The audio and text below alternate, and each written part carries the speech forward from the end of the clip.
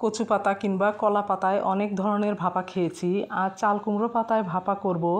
এতে করে কুমড়ো পাতার যে ফ্লেভার আছে তা মাছের স্বাদটাকে বাড়িয়ে দেবে। নমস্কার সবাইকে, আজকের রেসিপিতে থাকছে চাল কুমড়ো পাতায় রুই মাছের ভাপা। আর মাছের সাথে শাকগুলোও খাওয়া যাবে। এখানে কিছু বড় বড় কুমড়ো পাতা নিয়েছি। এখন শাকের মোটা ডাঁটাগুলো ছিঁড়ে ফেলে পরিষ্কার করে ধুয়ে নেব। এখানে কচি পাতাগুলো নিতে হবে, পোক্ত পাতা নিলে খসখস করবে। এই চাল কুমড়ো পাতাগুলো বাটা বা শাক খেতেও ভালো লাগে। একটা বোলে 4 পিস মাছ নিয়েছি, সামান্য লবণ আর এক টুকরো লেবুর রস দিয়ে মাখিয়ে নেব। এই মাছগুলো হলুদ ছাড়াই সামান্য এপিট ওপিট করে ভেজে নেব।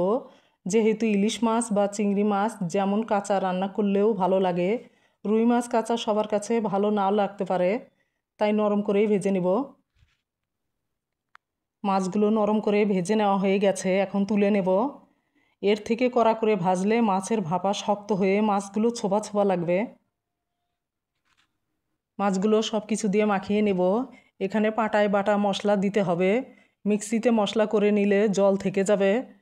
6-7টা কাঁচামরিচ, একটা পেঁয়াজ বেটে নিয়েছি, তা দিয়ে দিব। কিছুটা নারকেল কোড়া দেব, তোমরা চাইলে নারকেল বেটে দিতে পারো।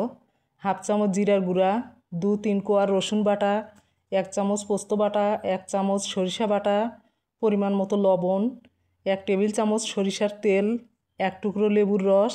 এখন সব কিছু দিয়ে ভালোভাবে মাখিয়ে নেব। তোমরা চাইলে মশলাগুলো আলাদা করেও মেখে নিতে পারো। এখন দুটো করে পাতা নিয়ে এপাশ ওপাশ করে বসিয়ে নেব, যাতে করে মাছ ভালোভাবে বসিয়ে নেওয়া যায়। এরপর ওপরে একটা করে মাছ বসিয়ে সামান্য সরিষার তেল, একটা কাঁচামরিচ দিয়ে সুন্দর করে পেঁচিয়ে নেব, যাতে করে পাতা ছিঁড়ে ভেতর থেকে তেল মশলা বেরিয়ে না পড়ে। দেখো কতটা সুন্দর করে পেঁচিয়ে নিয়েছি। এখন একটা সুতা দিয়ে ভালো করে বেঁধে নেব।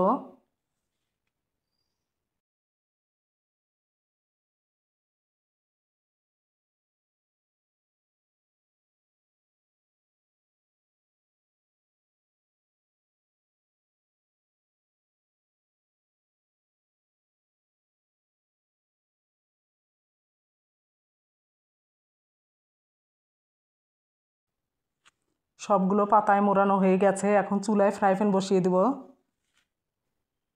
এখন ফ্রাই প্যানে 1 চামচ তেল আর সামান্য লবণ দিয়ে মিশিয়ে নেব। এতে করে উপরের শাকগুলো খেতে পানসে লাগবে না। এরপর একটা একটা করে বসিয়ে ঢাকনা দিয়ে ঢেকে দেব, যতক্ষণ এক পাশ না হয়ে যায় ততক্ষণ অবধি। এখন ঢাকনা খুলে অপর পাশ উল্টিয়ে দিয়ে আবার ঢেকে দেব।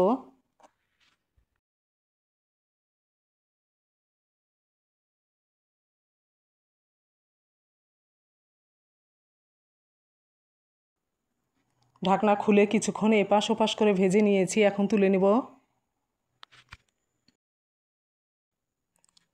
তৈরি হয়ে গেল চাল কুমড়ো পাতায় রুই মাছের ভাপা।